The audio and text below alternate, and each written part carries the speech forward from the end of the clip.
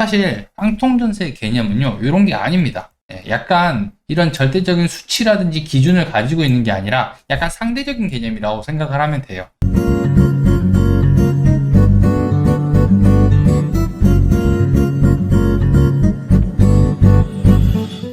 제가 첫 번째 주제로 갖고 온 게 깡통전세에 대한 얘기를 좀 해드릴 건데, 요즘에 제가 뉴스를 보는 형태가 좀 많이 달라졌어요. 예전에는 원래 TV로 보거나 아니면 신문으로만 봤었는데, 요즘엔 유튜브로 좀 많이 보게 되더라고요. 그래서 최근에 조금 빨리빨리 보게 되는 것 같아요. 더 많이 보게 되는 것 같고, 근데 제가 이제 부동산에 관련되어 있는 내용들을 많이 하다 보니까 계속 그런 내용의 뉴스들이 다 뜨더라고요. 그래서 요즘에 뉴스를 보고 있는데, 최근에 좀 많이 들리고 있는 단어 하나가 뭐냐면은 바로 깡통전세입니다. 깡통전세. 지금 여기 보시면은 제가 깡통전세에 대해서 얘기를 해드리려고 갖고 왔는데, 이게 금리가 좀 올라가거나 아니면 경기가 좀 안 좋아서 부동산 시장이 좀 떨어질 것 같다, 가격이 좀 떨어질 것 같다, 이런 얘기가 들리면은 이 얘기가 되게 많이 나와요. 근데 이게 원래 떨어지는 시장 말고 원래도 깡통전세라는 건 있거든요. 근데 요즘에 좀 얘기가 많이 나서 가져왔습니다. 깡통전세 정의가 매매 가격보다 전세 가격이 높거나 비슷한 수준으로 전세 계약을 하는 경우를 이야기합니다. 근데 이게 문제가 뭐냐면은 정확한 기준이라는 걸 가지고 있지 않아요.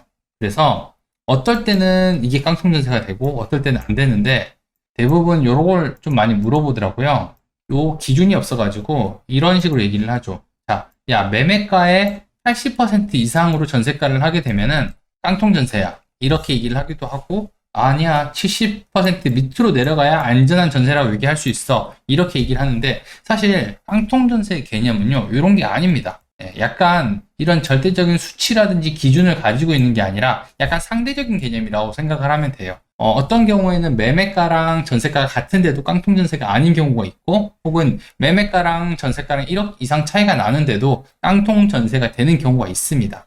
이런 부분에 대해서 좀 설명을 하려고 하면요, 매매가를 판단하는 기준 시점을 계약하는 시점으로 볼 건지 아니면 만기가 되는 시점으로 볼 건지, 이 차이가 좀 있기 때문에 처음에 계약할 때, 이 집의 전세가는 매매가의 몇 퍼센트입니다, 이렇게 얘기를 하는 거는 사실 크게 의미가 없어요. 제가 이게 좀 어려우니까 그림으로 보고 좀 얘기를 해드릴게요. 이 그림으로 좀 보고 이 얘기를 해보면 좀 쉬우실 텐데, 우리가 전세 계약을 할 때는요, 요 계약 시점을 기준으로 항상 뭔가를 판단을 합니다. 근데 문제가 되는 거는 항상 이 만기가 되는 시점이라는 거죠. 우리가 전세 계약을 할 때 시점을 생각하면은 부동산이 올라가는 시점이라고 한번 생각을 해볼게요. 그래서 계약 시점에 전세가가 매매가의 한 90% 이상 아니면 동일한 수준이 됐어요. 100% 정도가 됐는데, 만기 때 됐는데 집값이 올라가는 바람에 마지막에 전세가랑 매매가의 차이가 막 한 60%, 70%밖에 안 되는 거예요. 그렇게 되면은 이거는 안전한 계약이 되는 거예요. 근데 반대로 부동산 시장에 하락기가 왔을 때, 요때는 여기서 이 당시에는 한 1억 이상 차이를 났다, 1억 이상 차이가 나게 계약을 했다라고 하더라도 만기 시점에 부동산 가격이 떨어지다 보면은 똑같아진다는 거죠. 금액이 똑같아져가지고 깡통전세가 될 수밖에 없는 그런 조건이기 때문에, 깡통전세를 판단을 할 때는 계약할 때 매매가도 중요한 부분이긴 하지만 주택가격이 어떻게 될지를 알아야지 깡통전세를 확인을 할 수 있기 때문에, 사실 문제는 항상 계약 시점이 아니라 만기 시점에 일어난다는 걸 알고 있어야 됩니다. 자, 깡통전세가 문제가 되는 거는 만기 시점이 되는데, 보증금을 돌려받지 못하는 일이 생길 수 있기 때문에 이게 문제가 되는 거예요. 집주인이 자금에 대한 사정이 생기거나 경매가 일어나게 되면요, 집이 팔렸는데 아니면 집이 이제 경락이 돼가지고 배당을 받아야 되는데 전세금이 확보가 안 돼서 돈을 못 돌려받아서 오도 가도 못하는 상황들이 생긴다는 거죠. 이런 일들을 좀 피하기 위해서 계약을 어떻게 해야 되는지, 깡통전세를 어떻게 피할지를 판단을 해야 되는 건데, 이거를 계약하는 시점에 뭔가 판단을 하려고 하면요, 기준을 하나 잡고 있어야 됩니다. 우리가 미래에 있는 일이기 때문에 미리 예상할 수는 없잖아요. 그래서 이 계약 시점에서 뭔가 기준점을 하나 잡아야 되는데, 이게 뭐냐면은 보증보험이라는 거예요. 보증보험. 자, 쉽게 얘기하면은 원래 깡통전세는요, 계약을 하면 안 됩니다. 원래 깡통전세라고 판단이 되면 계약을 하면 안 되는데, 만약에 이 집이 깡통 전세임에도 불구하고 보증보험이 가입이 된다라고 하면은 깡통 전세이기 때문에 생길 수 있는 위험의 대부분을 보증보험에서 보호를 해준다는 거죠. 최악의 경우가 이런 일이잖아요. 보증금을 내가 돌려받지 못하는 경우가 생기는 건데, 이런 경우에 보증보험에서 보증금을 먼저 돌려주고 보험사가 집주인한테 구상권을 청구하기 때문에 나는 보증금을 받고 나갈 수 있는 거예요.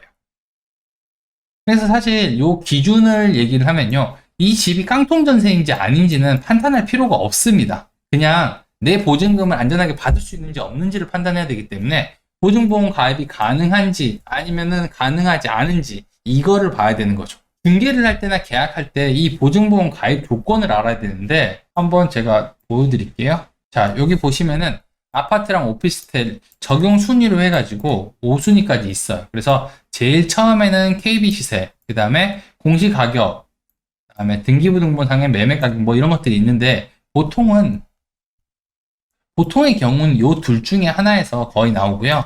아니면 이제 신축이라고 하면은 이제 여기까지 내려가긴 하는데, 보통은 요 두 개에서 왔다 갔다 합니다. 그래서 이 기준을 확인을 하고 계약을 하면 됩니다.